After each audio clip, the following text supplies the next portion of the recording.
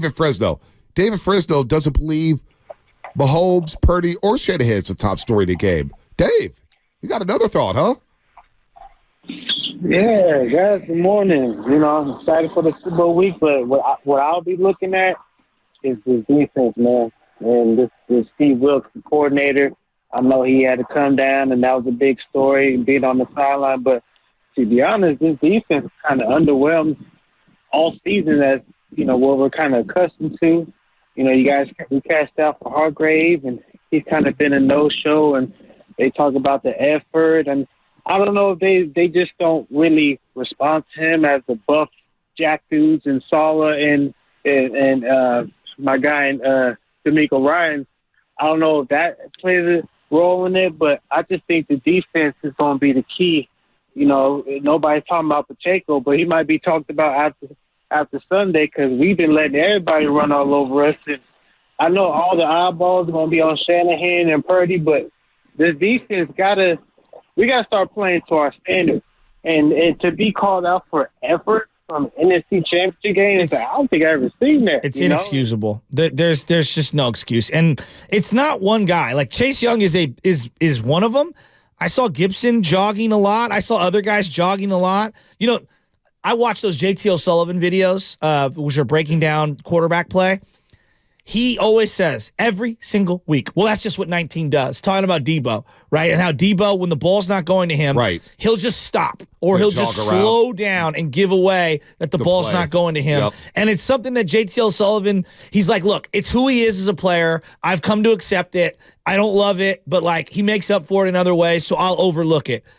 But again, that's Debo who makes up for it, and you're hearing from a guy who played in the NFL don't love it, but right, he can get away with it because of how talented he is and some of the other things that he brings to the table.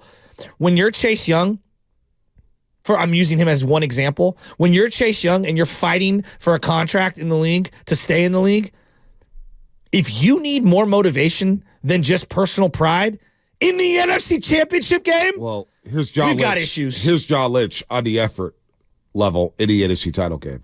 I mean, that's one of our core values, and I believe that in my heart of hearts. It's something, we've got 4 Hall of Famers that represent the defense I played in Tampa, and if you ask every one of us that played on that defense, what was our calling card, it starts with effort, and that being a non-negotiable. So those things have been addressed.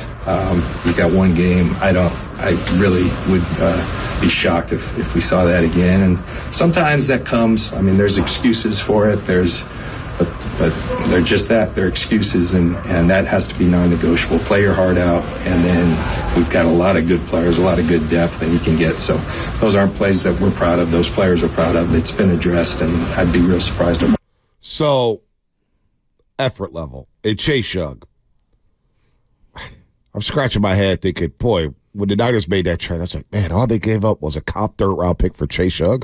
Wow, I thought Chase Young was legit. Man, his former number 2 overall pick.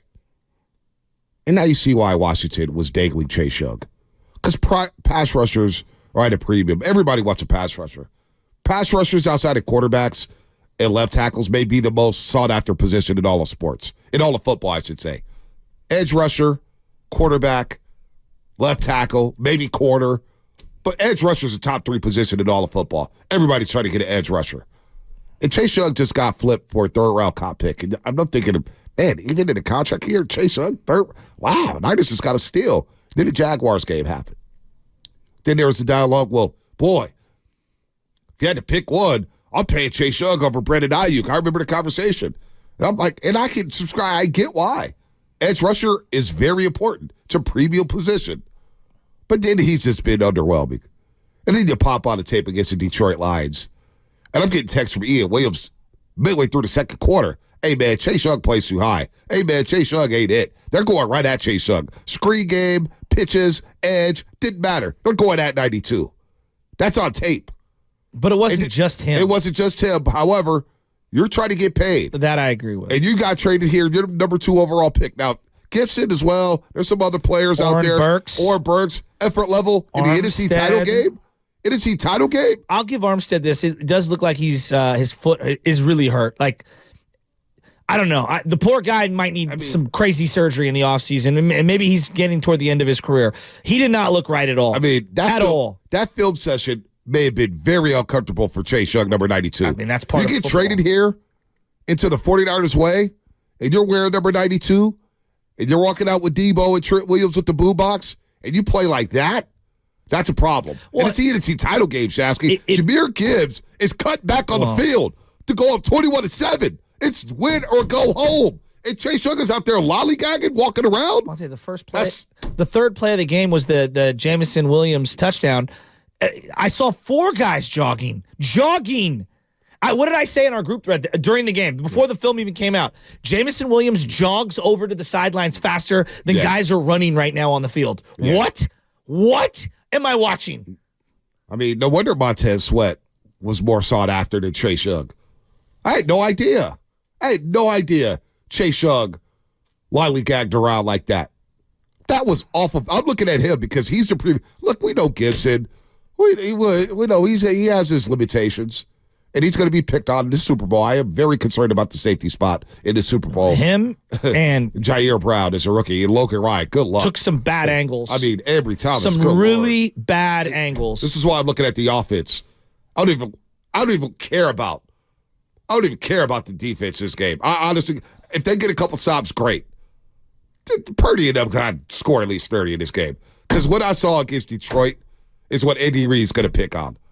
I'm very concerned about this defense. Lollygagging, by the way, is such a great way of describing it. Shout out Steve Phelps somewhere in heaven right now coaching somebody. I love that word. He had 2 different phrases. One I can't say on air right now because I don't want it. It's going to be interpreted a different way. The other one was, don't ever lollygag on my field. I mean, he would say that to us all the time. I mean, it's just lollygagging around. Coach Keefe will say that. Lollygagging around. It's an old school lollygagging around. I know exactly what you're saying. You know what I'm saying? You're 100% great. That is piss poor effort. That was so disappointing. And the fact that John Lynch and Steve Wilkes and Shanahan, the weekend of Super Bowl, got to come out and talk about effort and energy? It's a bad omen. It's not good. It's a bad omen. Chase Young, you better step your game up this week. Let's go to David. David in San Francisco. David, what's happening? Yeah, you're talking about Chase Young. Thank you for having me on. The effort. But did you see the guys getting blown out? And Bosa was one of them. I mean, the highest paid defensive player in football, which didn't have a good year. And you guys have not talked about his season. We've talked about Bosa. David, I don't know if you listen to the show every day. There's been plenty of dialogue about Nick Bosa. Trust me. Plenty. And there will be plenty more later this week. Okay, because it's a lot of talk about Chase Young, but you're talking about the highest paid player in football defensively, and he's got to be the factor. Well, he's got to be the factor. At least Bosa showed up against Detroit. I actually saw 97 show up. Second half, he was relentless. In second quarter, it started where he stepped his game up. I'm talking about the season. Okay.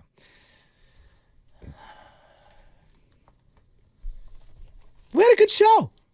Yeah, you know what? Now's a good time to let everybody know that you can get some 95.7 The Game gear right now at BreakingT.com/95.7. No way. We got all sorts of cool 49ers apparel for you to wear this Sunday, as well as some awesome gear repping the shows here at 95.7 The Game. Go to BreakingT.com/95.7 The Game. Forgive David. I don't know if he listens to the show. Post has been a topic of conversation around these parts from 6 to 10 all season long. Well, all season long, starting at training camp. Before the season started. So I don't know where you've been. But Bosa gets credit. Everybody wasn't worried about Bosa's performance. Remember, that was the big thing. He's the last guy I'm going to worry about. And I was worried. No, well, you were worried about him coming in. But I said, I don't care. But you better come in and ball out. And then going into the bye week, he blamed his holdout for a slow start. I was like, all right, you can't do that. Now I'm pissed off. Who do you trust more? Mahomes with the ball and Bosa going after him, Purdy with the ball and Jones going after him. Well, I'm always late in the game. I'm always going to trust Mahomes. But I'm not mad at Purdy. Not mad at Purdy. Chris Jones, oh my God. That's the other thing. I'm watching all these people put out all these like PFF win rates and all these different stats and everything. And I'm like, Who on the planet thinks that Chris Jones is the 9th best pass rusher in this game? Who said that? I just see all these different metrics. Wait. What metric was this? It's some Whose PFF metric? win rate over the playoffs. They And I'm said like, Chris Jones was the 9th best pass rusher in this football game coming up on like Sunday. that. It was something like that. Something ridiculous. idiot. And I was like, your stats are lying to you. Chris Jones is a top 2 player on both teams defensively, period. Somebody needs to be drug tested. These Straight up. PFF ratings, They need dude. to be drug tested. J.J. Watt was going after the PFF ratings. I don't know if you saw that. He was talking about your boy C.J. Stroud, and he was like, he had one of the greatest games I've ever seen in my life. And you said he was the 7th best quarterback this weekend. I mean, he was losing his mind. I've, you know how long I've been out on PFF, and I did a mock draft for PFF. I hate slandering them because You know what we should call them? You're great suck. Outside of Mahomes, I fear Chris Jones more than Kelsey and Pacheco. Oh, if Chris Jones is he dominates. What if he lines up over Feliciano or McKivitz? God. Or Brendel. Now, Charles Omenihu, who has a torn ACL, he's going to be out in this game. I feel for Omenihu. This would have been a revenge game for him. Boy, the Niners catch a break there because he was playing some good football. Playing some really good football for Kansas City. I forgot about that day. Chris Jones and Karlaftis both get slept on tremendously. Yes. Karlaftis, he is one of the he's a big game player too. Second year out of Purdue. I love Nick Bolton. I think Nick Bolton's he good. wears the 32 and runs around like a safety, but he's a middle linebacker. I think he's a freaking beast. It's a very good defense. I really like Very good defense. the other McDuffie can play, Snead can play, Snead is Gay good. can play. Justin Reed, Yeah, safety. Justin Reed can play. Eric Reed's little brother. Tranquil makes Shout out plays. Stafford. Yes. Their whole team is good, dude, on defense. No, they're solid. They're solid. It's on this Niners offense, though. Steve Wilks, do you trust Steve Wilks? Diagramming a game plan against Andy Reid coming off a bye week? That's something I'm petrified about. I can honestly say I'm sort of built for this. But you know what? Wait a minute. Who was that? Steve Wilks. That was Steve Wilks? That was during the whole booth coming down to the Yeah. field and talk and stuff like He that. said, I'm built for this. I can honestly say I'm sort of built for this. So now we need to get him on the field. Forget on the sidelines. He needs to be on the field now. I'm built for this. Is Chase Young built for this? Is this defense built for this? If he gets 1 sack in the Super Bowl, it's all worth it. Oh, my gosh. All the trade worth is it. all worth it. All worth it. One tackle behind the line of scrimmage. Up. It'll be like 3rd round pick. Yeah. 3rd round cop pick. like Ryan Terrio sliding into home in the 2012 series against the Detroit Lions. Chase Young. Detroit Tigers. It was all worth it. Forever Niner. Chase Young. We'll see him at the parade. Chase. Look at me giving these. The chest bumps. Chase. 92, He baby. was a good Niner. And then he'll talk to him. Oh, man, I love it here, man. I'm looking to resign here. I'm like, no, please, John. Let's so offer him nobody. Let him walk.